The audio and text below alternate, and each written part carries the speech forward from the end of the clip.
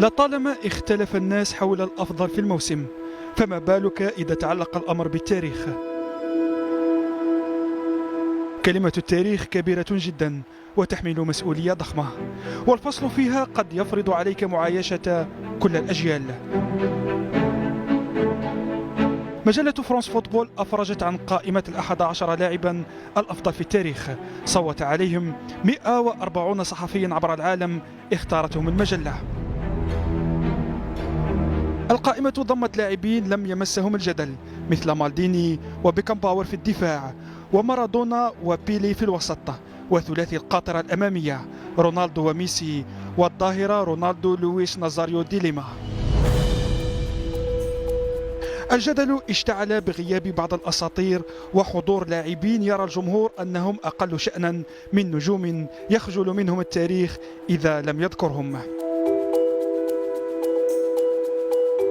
زيدان الذي تخجل منه الكرة وتحترم رغباته الطواعية سقط اسمه من القائمة وكان المفاجأة الأبرز.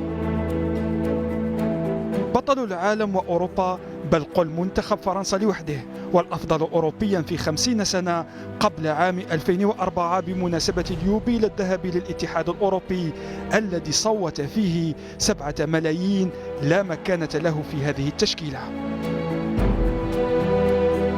لاعبون حصلوا على 3 كرات ذهبية وصنعوا الأمجاد سقط اسمهم كذلك من القائمة. ميشيل بلاتيني الذي خلد التاريخ اسمه في بداية ثمانينيات القرن الماضي، ويوهان كريف في بداية السبعينات، وبعدهما فان باستن في نهاية الثمانينات.